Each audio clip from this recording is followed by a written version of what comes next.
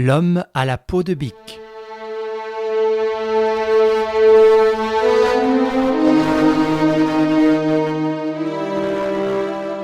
D'après Maurice Leblanc.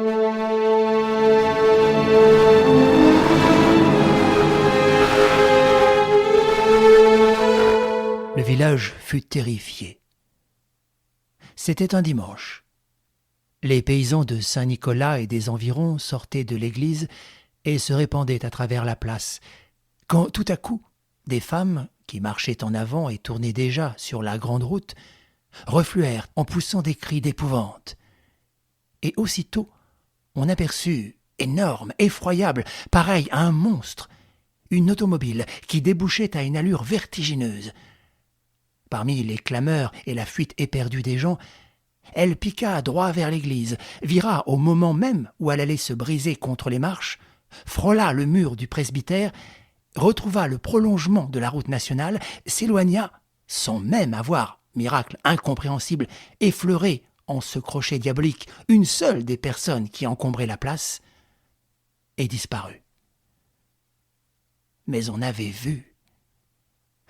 vu sur le siège, couvert d'une peau de bique, coiffé de fourrure, le visage masqué de grosses lunettes, un homme qui conduisait. Et près de lui, sur le devant de ce siège, renversé, ployé en deux, une femme dont la tête ensanglantée pendait au-dessus du capot. Et on avait entendu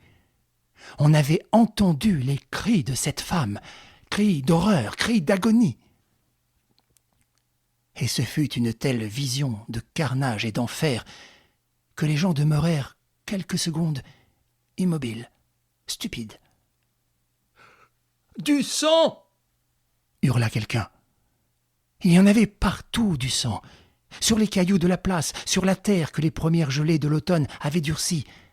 Et lorsque des gamins et des hommes s'élancèrent à la poursuite de l'auto, ils n'eurent qu'à se diriger d'après ces marques sinistres. Elle suivait d'ailleurs la grande route, mais d'une si étrange manière, allant d'un côté à l'autre et traçant près du sillage des pneumatiques une piste en zigzag qui donnait le frisson. Comment l'automobile n'avait-elle pas heurté cet arbre ? Comment avait-on pu la redresser avant qu'elle ne fît panache au long de ce talus ? Quel novice, quel fou, quel ivrogne, ou plutôt criminel effaré, conduisait cette voiture avec de tels soubresauts ? Un des paysans proféra « Jamais ils prendront le tournant de la forêt !» Et un autre dit « Parbleu, non, c'est la culbute !»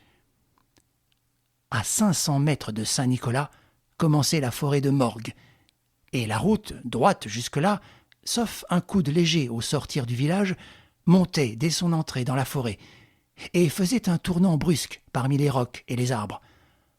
Ce tournant, aucune automobile ne pouvait le prendre sans avoir ralenti au préalable. Des poteaux indicateurs signalaient le danger. Essoufflés, les paysans arrivèrent au quinconce de hêtres que formait la lisière.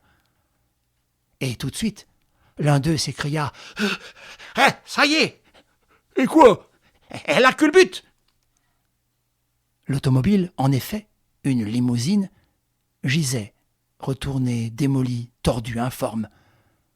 Près d'elle, le cadavre de la femme. Mais ce qu'il y avait de plus affreux, spectacle ignoble et stupéfiant, c'est que la tête de cette femme était écrasée, aplatie, invisible, sous un bloc de pierre énorme, posé là, on ne pouvait savoir par quelle force prodigieuse. Quant à l'homme à la peau de bique, on ne le trouva point. On ne le trouva point sur le lieu de l'accident. On ne le trouva point non plus aux environs. En outre, des ouvriers qui descendaient la côte de Morgue déclarèrent qu'ils n'avaient rencontré personne. Donc, l'homme s'était sauvé par les bois. Ces bois, que l'on appelle forêts à cause de la beauté et de la vieillesse des arbres, sont de dimensions restreintes. La gendarmerie, aussitôt prévenue, fit, avec l'aide de paysans, une battue minutieuse. On ne découvrit rien. De même, les magistrats instructeurs... Nous espérons que vous avez apprécié cet aperçu.